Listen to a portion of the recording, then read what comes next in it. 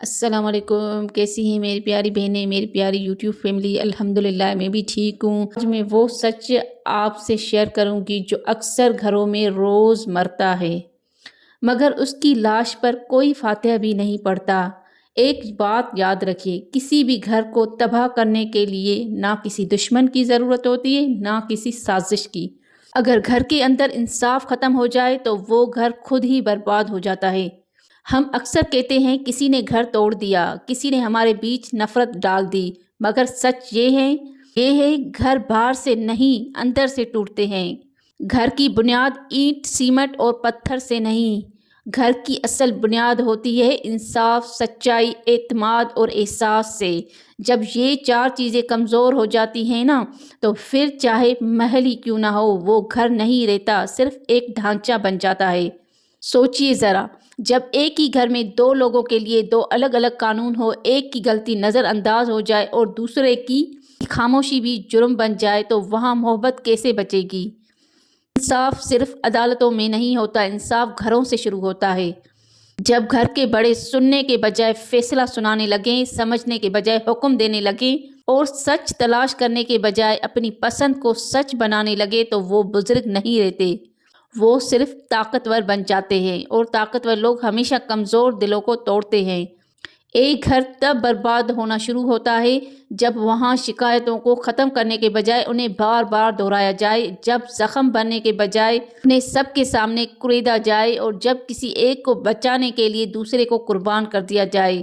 خود سوچئے، جس گھر میں کسی کی آنکھوں کے آنسو ضد یا ڈرامہ سمجھ لیے جائیں، جس گھر میں خاموشی کو نافرمانی کہا جائے اور جس گھر میں سچ بولنے والے کو بدتمیز اور جھوٹ بولنے والے کو سمجھدار کہا جائے، وہ گھر کب تک قائم رہ سکتا ہے؟ وہ گھر اینٹوں سے تو کھڑا رہتا ہے مگر دلوں میں وہ بہت پہلے گر چکا ہوتا ہے۔ ایسے گھروں میں ایک دن چیخیں خاموش ہو جاتی ہیں، مسکراہٹیں فرض بن جاتی ہیں اور رشتے صرف نام کے رہ جاتے ہیں۔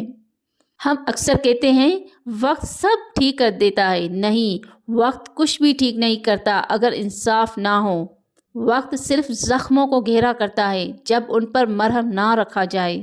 جب گھر کے بڑے کسی ایک کی طرفداری کو سمجھداری کا نام دے دیں، سچ بولنے والے کو فسادی کہا جائے اور جب جھوٹ بولنے والے کو برداشت کرنے والا سمجھا جائے، تو یاد رکھیے وہ گھر نہیں بچتا، وہاں محبت کے درخت آہستہ آہستہ سوکھ جاتے ہیں، احترام مر جاتا ہے، اور وہاں بچے سیکھتے ہیں کہ سچ بولنا خطرناک ہے۔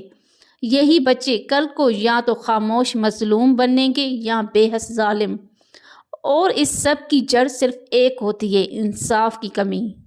گھر کے بڑے اگر واقعی بڑے بننا چاہتے ہیں تو انہیں اونچا بولنے کی نہیں، اونچا سوچنے کی ضرورت ہے۔ انہیں یہ یاد رکھنا ہوگا کہ انصاف صرف طاقت کا استعمال نہیں، انصاف کمزور کے حق میں کھڑے ہونے کا نام ہے۔ انصاف یہ نہیں کہ آپ کو جو اچھا لگے وہی سچ ہو جائے، انصاف یہ ہے کہ جو سچ ہو وہی مانا جائے، چاہے وہ آپ کے خلاف ہی کیوں نہ ہو۔ ایک انصاف پسند بڑا پورے گھر کو بچا لیتا ہے اور ایک ناانصاف بڑا پورے گھر کو جلا دیتا ہے۔